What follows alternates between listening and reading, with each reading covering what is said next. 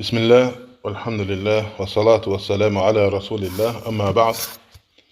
Sevgili qardaşlar, bilirsiniz ki, həmişə bizə tövsiyə eləyəndə, yəni deyirlər, həmişə yaxşı insanlarla durub oturun, əxlaqlı, düzgün, doğru, dürüst. Yəni, indiki vaxtda görürsən ki, şər insanlar çoxalır, qiyamət gününə yaxınlaşdıqca şər də çoxalır və şər insanlar da çoxalır. Və ona görə bunu həmişə xatırlatmaq, həm mənə, həm başqalarına, həm övladlarımıza ki, həmişə çalışmaq lazımdır, xeyirli insanlarla oturub durmağa, şər insanlardan uzaq durmağa və xüsusən də dini məsələlərdə. Yəni, bu insanın əqidəsin, insanın əxlaqın, minhəcin, yolun körlüyür, fikirlərin qarışdırır. Və ümumiyyətlə, hər bir məsələdə həmişə xeyirli insanlarla oturub durmalısan. Hətta səfər eləyəndə belə, səfər eləyəndə də çalışırsan ki, yaxşı bir insanla yola çıxasan, həm sənə kömək eləsin, həm sənə tövsiyə eləsin. Şər insanla yola çıxmaq əlbəttə sənə xeyrə aparmaz. Və həmişə bu məsələyə fikir vermək lazımdır. Çünki yanının yoldaşı həmişə sənə təsir edir. Biz həmişə deyirik ki, bizim keçmiş salihlərimizin dedikləri sözlərin əsilləri həmişə Quran və sünnədən götürülür. Qurandan və Resulullah sallallahu aleyhi və səlləmin kəlamından götürülür və onlar məsələni ora qaytarırlar. Yəni, məsələnin əslində onların dediyi kəlamlarda həmişə nə olur? Quran və sünnə izi olur. Yəni, ora söykənir. Qalə əl-İmam İbn Hibban rahiməhullah İnnə min ə'zamud dəlailu alə ma'rifəti mə fihil mər'u min nəqad təqallubihi və sükunuhu huvəl-i'tibaru bimə yuhadithuhu və yuvədduhu. Ləənnəl mər'u على دين خليله وطير السماء على أشكالها تقع روضة العقلاء ve Nuzhatul Fudala kitabının 1.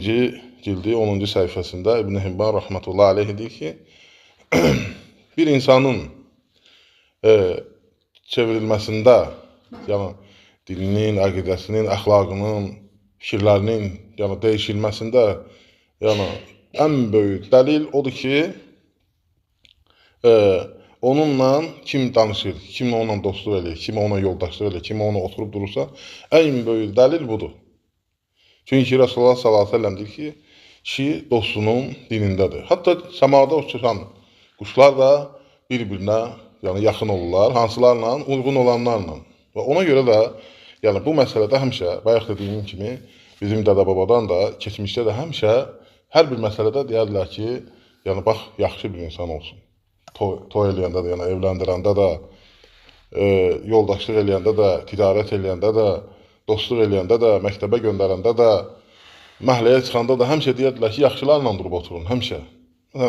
Yaxşı oxuyan, tərbiyəli, ağıllı, dinli, imanlı, əxlaqlı və s. Və ona nədir? Həmişə bu qüvvədədir. Ona görə də buna fikir vermək lazımdır ki, insan yolundan azmasın, əxlaqı pozulmasın, minhəci, əqidəsi pozulmasın. Yəni, bu həmişə insana fayda verir.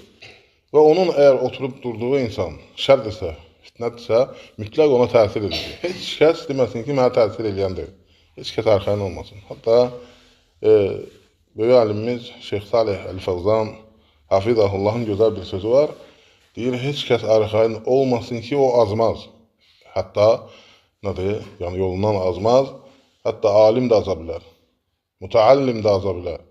Yəni, elm öyrənən də, elm əhli də və sıravi bir müsəlman da nədir, aza bilər. Heç kəs arxayın olmasın. Yəni, heç kəs deməsin, mənə heç kəs azdıra bilməz. Mənə ağlım var, gücüm var, bilirəm. Bunlar heç kəs nədir, bundan sonra ortalamayıb. Ona görə həmişə səbəbləri tutmaq lazımdır, ehtiyatlı olmaq lazımdır.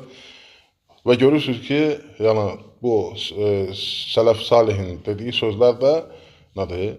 Quran və sünnəyə söykənir.